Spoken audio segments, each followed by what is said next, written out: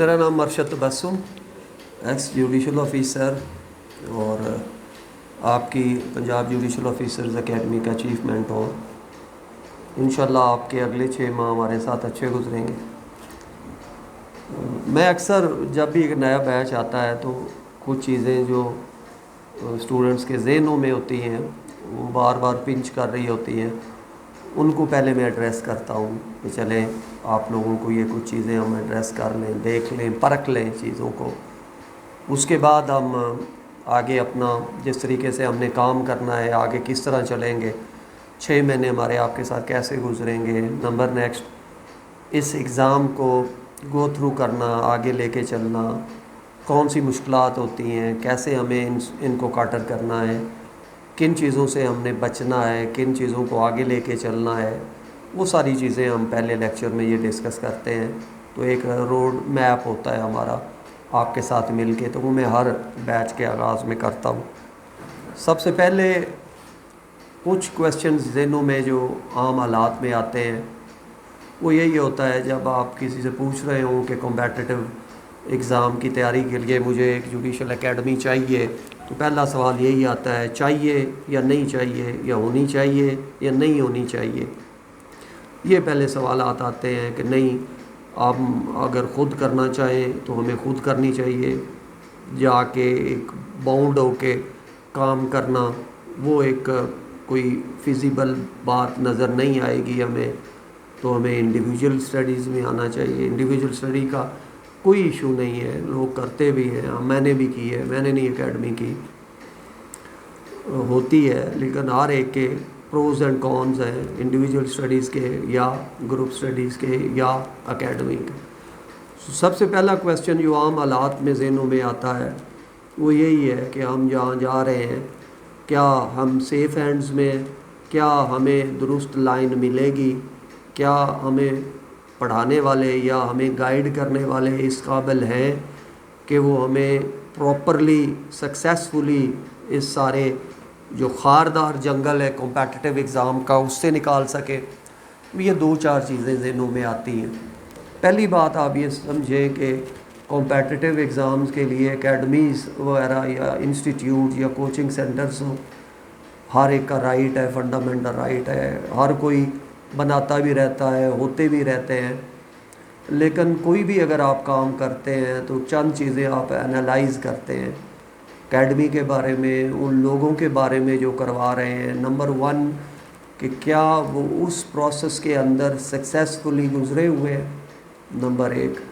پھر اگر وہ سکسیسفلی گزرے ہیں تو کیا ان کا ایکسپیرینس اسی ریلیونٹ فیلڈ کے اندر ہے، نمبر 1۔ نمبر 2، کیا وہ ہمیں چیزوں کو ہو سکتا ہے کہ بعض اوقات آپ کو کوئی جسٹس بھی مل جائے یا آپ کو کوئی ڈسٹرکٹ اینڈ سیشن جج بھی مل جائے، لیکن کیا آپ کو وہ ویل پریپیئرڈ انداز میں وہ چیزیں کمیونیکیٹ کر سکتا ہے جس طریقے سے ایک اچھا ٹیچر آپ کو دے سکتا ہے؟ کیا وہ ساری چیزیں جو ایک کینڈیڈیٹ کو مشکلات جھیلنی پڑتی ہیں، کیا وہ اس نے جھیل کے اس کو آسان لفظوں میں یا آسان طریقے میں آپ کو کنوے کیا ہے یا وہ کنوے کر سکتا ہے؟ اور اگر کیا ہے یا کر سکتا ہے تو نمبر نیکسٹ کہ پھر آگے پھر یہ چیزیں آئیں گی کہ وہ آپ کو کس جگہ پہ یہ ساری چیزیں لے کے چلتا ہے۔ اب آپ اس کا جو ایک ہے، ایک انسٹیٹیوٹ کا جو کمپیٹیٹیو انسٹیٹیوٹ ہوتا ہے جو ٹریننگ کرواتا ہے، اکیڈمی ہوتی ہے، یہ تھوڑی سی آپ کے جو عام حالات میں جو ٹیچرز ہوتے ہیں یا ایک انسٹیٹیوٹ ہوتا ہے جہاں آپ LLB یا LLM کر کے آ رہے ہوتے ہیں، وہاں سے تھوڑا سا ڈیفرنٹ ہوتا ہے اس کا۔ وہاں کا ایک ٹیچر ہے، اس کے پاس ایک نالج ہے، اس کے پاس ایک تھیوریٹیکل اپروچ ہے، وہ ساری چیزیں اس کے پاس ہوتی ہیں، وہ آپ کو ایک نالج دیتا جاتا ہے، ساری چیزیں کرتا جاتا ہے۔ لیکن خاص طور پہ جو ASJ کی اکیڈمی ہے، سول جج کی اکیڈمی ہے یا پروسیکیوٹرز کی اکیڈمی ہے، اس کے لیے آپ کو اس ٹیچرز کے اندر، چاہے میں ہی نہیں کوئی اور بھی ہو، 3-4 چیزیں ہونی چاہیے۔ نمبر 1، کیا ایکیڈیمک کوالیفیکیشن اس کی پوری ہے. ہمارے ہاں ایکیڈیمک کوالیفیکیشنز کیا ہے؟ ماسٹرز ہی ہے نا لاء میں، یا اس کے بعد پی ایچ ڈی ہوتا ہے. تو آپ کمپیئر کرتے جائیے گا. میں یہ آپ کو بتانے کا مطلب، جسے شاعری میں وہ جو کہتے ہیں، جس میں شاعر شعر میں اپنی تعریف کرتا ہے، وہ کرنے کا مقصد نہیں ہے، بلکہ آپ کے ذہنوں کو ریلیکس کرنا ہے. آپ کو یہ چیز بتانی ہے اور یہ باور کرانی ہے، اور آپ کے اندر یہ کانفیڈنس پیدا کرنا ہے کہ یہ چیز آپ مت سمجھیں، چونکہ جب آپ 6 مہینے لگائیں گے، آپ کے جسم تھکیں گے، آپ کے مائنڈ تھکیں گے، تو بار بار یہ ذہنوں میں چیز آئے گی کہ کہیں ہم کسی اور یا غلط ہاتھوں میں تو نہیں ہیں، چونکہ یہاں ہمیں سختیاں جھیلنی پڑ رہی ہیں، ہمیں کچھ چیزوں کے لیے ڈسپلن برقرار رکھنا پڑ رہا ہے. تو یہ تو نہیں ہے کہ ہم کہیں غلط جگہ پہ آ گئے. تو اگر آپ کمپیئر کریں گے تو وہ چیزیں آپ کے لیے آسان ہوں گی. جس طرح یہ آپ دیکھتے ہیں کہ اکیڈیمک کا اگر آپ کوالیفیکیشن کا کریں تو آپ کے چیف مینٹور جو ہیں وہ بہرحال کئی سالوں سے پنجاب یونیورسٹی میں LLB کروا رہے ہیں. نمبر 1 یہ اکیڈیمک کے یہ جو انسٹیٹیوٹ ہے یا یہ لاء کالج، یہ جو آپ کا کمپٹیشن کا ہے، وہ اللہ کا شکر ہے 8-10 سال ہو گئے ہیں پراپر اسی چیز کو لے کے چل رہا ہوں. ایک بات LLM ہے، اس کے بعد PhD ہے، وہ جاری ہے، جو ایک آپ کی ہائیسٹ اکیڈیمک کی ڈگری ہوتی ہے. ایک تو یہ بات، اور اسی کے ساتھ کہنے کا مقصد بھی یہ ہے کہ اکیڈیمک کوالیفیکیشن ہونا الگ بات ہے، پھر اسے کمیونیکیٹ کرنا اور اسٹوڈنٹس کے یا ایسپائرنٹس کے ذہنوں کے مطابق آسان کر کے ان کے ذہنوں میں اتارنا، چیزوں کو لاء کو پراپر شیپ دے کے، وہ اور بات ہے. اور ظاہر ہے یہ اتنے سالوں سے ہوتا آ رہا ہے، تو بینگ اے ٹیچر اتنی سالوں سے ہو رہا ہے اور کر رہے ہیں اور سکسیسفلی ہوتا آ رہا ہے. ہمارے ہر بیچ کے اندر 3 سے 4 اسٹوڈنٹس جو ہیں وہ تو ہائر جس رینک کے لیے وہ آتے ہیں وہ ہوتے ہی ہیں.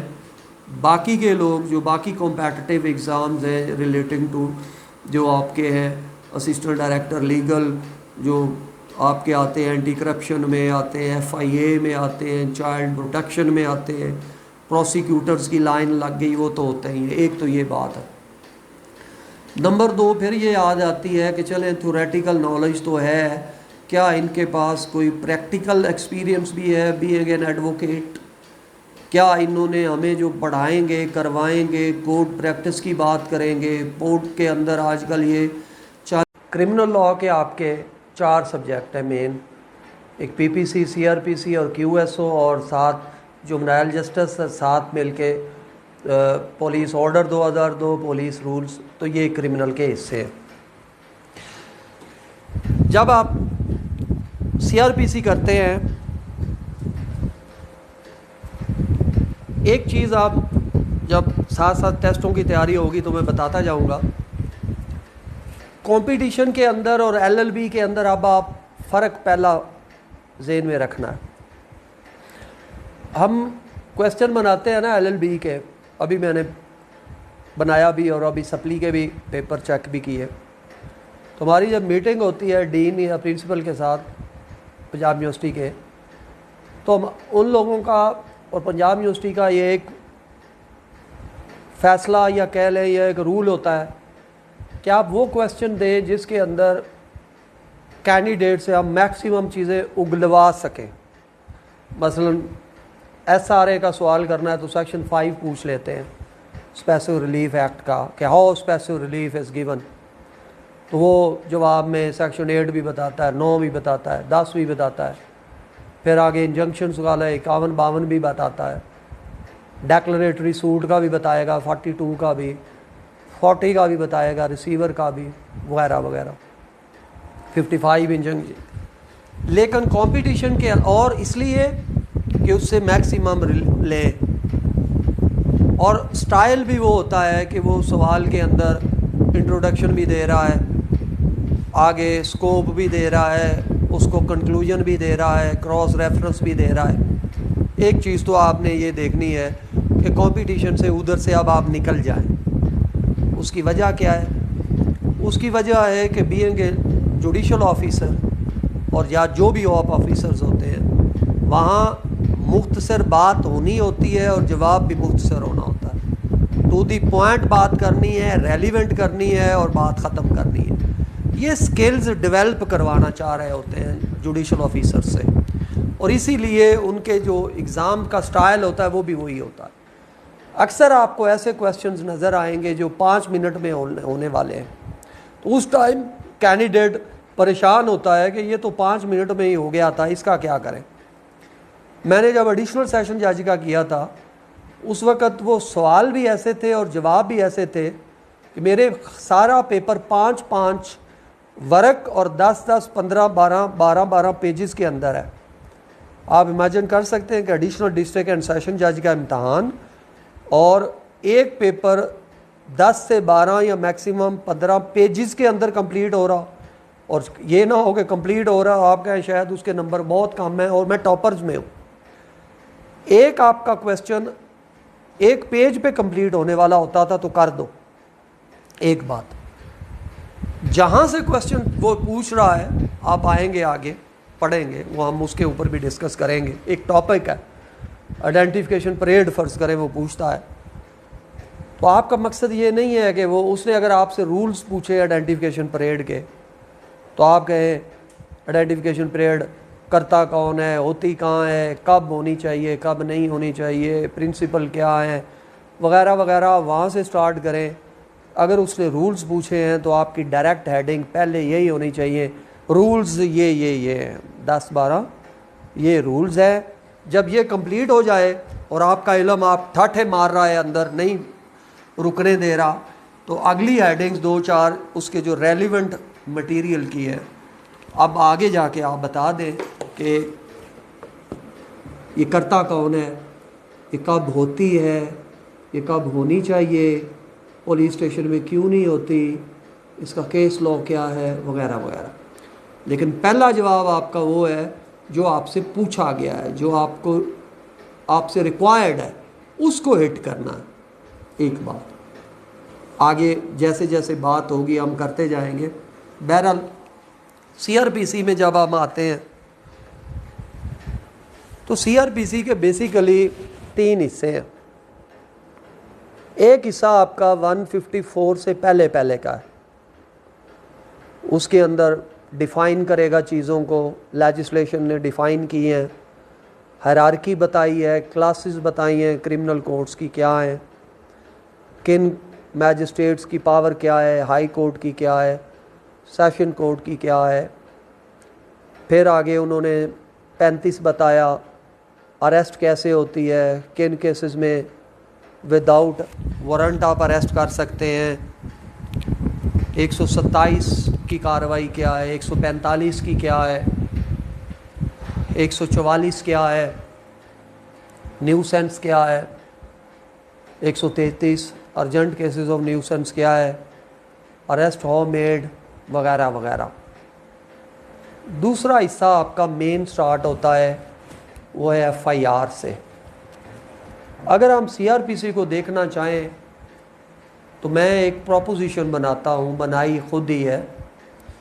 اس پروپوزیشن کو جیسے جیسے آپ آگے چلتے جائیں گے سی آر پی سی آپ کے لیے آسان ہوتی جائے گی, اور آپ کے سی آر پی سی کے سامنے آپ کے ان چیپٹرز کے منہ کھلتے جائیں گے اور ان چیپٹرز کو پھر آپ پڑھتے جائیں گے. ہم بھی ایسا ہی کریں گے. آپ فرض کر لیں ہم اس پروپوزیشن کو لے کے جا رہے ہیں, ایک موٹر بائک کے اوپر 3 لوگ بیٹھے ہیں A B C. A motor bike چلا رہا ہے, بی پیچھے بیٹھا ہے, سی ایکوپڈ ود ویپن ہے, پسٹل کے ساتھ ہے. وہ ایک جگہ گئے, اے ڈرائیور تھا, بعد میں دیکھیں گے اس سے انہوں نے لفٹ لی تھی یا وہ ساتھ تھا. انہوں نے تو یہی کہا کہ پروسیکیوشن نے کہ یہ ان کے ساتھ تھا. بی درمیان میں بیٹھا تھا, اس نے للکارا مارا کہ یہی بندہ ہے جس نے ہماری بےزتی کی یا ہماری جائیداد ہتھیائی. اور سی جو ایکوپٹ تھا اس نے فائر کیا، گولی مار دی، بندہ مر گیا۔ اب اس پروپوزیشن کے اوپر سی آر پی سی نے کھلنا ہے۔ وہ گئے police station F I R درج کروانے کے لیے، پتہ چلا وہاں تو بہت ہی ڈاڈا بندہ انوالو ہے۔ ڈاڈا کون سا ہے؟ کوئی بھی ہو سکتا ہے، سرکار کا یا غیر سرکاری۔ انہوں نے ایف آئی آر درج کرنے سے انکار کر دیا۔ اب جب ایف آئی آر درج کرنے سے انکار کیا ہے تو یہاں آپ کا صرف ایک چیپٹر کھلے گا۔ وہ کون سا ہے؟ آپ کو جانا پڑے گا ایک جگہ کے اوپر، 22A اور 22B وغیرہ، آپ جسٹس آف پیس پڑھیں گے وہاں پہ۔ تو یہ وہ حصہ ہے جو پہلا حصہ ہے 154 سے پہلا۔ تو ہم پہلے آپ کو یہاں پہ لے کے جائیں گے کہ 22A کیا ہے، جسٹس آف پیس کی کوالیفیکیشن کیا ہے، جسٹس آف پیس کی پاورز کیا ہیں، ان کی ڈیوٹیز کیا ہیں، اور ایکس آفیشو 25 جسٹس آف پیس کیا ہیں۔ تو 22A اور 22B اور 25 یہ 4 حصے آپ پڑھیں گے۔ آپ کو ان چیپٹرز کو پڑھنا ہوگا۔ آپ جب اس کی گرپ ہو جائے گی تو آپ نے یہ دیکھ لیا کہ 22A سب سیکشن 6 کے اندر سے آپ نے جسٹس آف پیس کے پاس سے registration of F I R کی آرڈرز لے لیے، اور اب آپ چلے گئے registration of F I R کے لیے۔ تو اب آپ کے لیے چیپٹر کھل جائے گا، وہ ہے 154 والا۔ اب یہاں آپ کو کویسچنز بنیں گے 13-14۔ یہ کویسچن آپ کی آسانی کے لیے میں بنایا ہوں تاکہ اس چیپٹر کے اندر کوئی مٹیریل رہ نہ جائے۔ تو یہاں ہم اس چیپٹر میں گھس جائیں گے۔ ہم پڑھیں گے ایف آئی آر یعنی کوگنیزیبل اوفینس کی رپورٹ کیسے درج ہوتی ہے، سیکنڈ ایف آئی آر ہو سکتی ہے یا نہیں ہو سکتی، ایف آئی آر کے انگریڈینٹس کیا ہیں، ایف آئی آر کب کینسل ہوتی ہے، ایف آئی آر جو ہے اس کے اندر اگر نان کوگنیزیبل اوفینس آ جائے تو آپ نے وہ کیسے کرنا ہے۔ پھر اگلا کویسچن اس کے اندر آئے گا 161 160 162 163 کہ اس کے اندر پولیس جو ہے وہ اسٹیٹمنٹ کیسے ریکارڈ کرتی ہے، کن چیزوں کا خیال رکھنا پڑتا ہے، اس اسٹیٹمنٹ کے لیے اس کا فائدہ کیا ہے، ان اسٹیٹمنٹ کو ریکارڈ کرنے کے لیے لوگ انکار کریں نہ آئیں، پولیس آفیسر کی پاور 160 کے اندر کیا ہے، کیا ان کو کوئی لالچ دیا جا سکتا ہے یا نہیں۔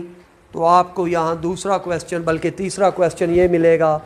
پہلا کون سا کہ ایف آئی آر یعنی کوگنیزیبل اوفینس کی اطلاع اور ان کے جتنے بھی ریلیونٹ مٹیریل ہے۔ Number 2 non cognizable offence. Number 3 اس کے اندر کہ آپ اسٹیٹمنٹ جو وٹنسز دیتے ہیں پولیس آفیسر کے پاس، اس کی اہمیت کیا ہے، اس کا پروسیجر کیا ہے، اس کے اندر پولیس آفیسر کی پاور کیا ہے۔ پھر آپ اسی چیپٹر میں آئے تو آپ کو پتہ چلا کہ کیا کسی معاملے میں police officer F I R درج کرنے سے انکار بھی کر سکتا ہے۔ تو پتہ چلا ہاں 157 ہے۔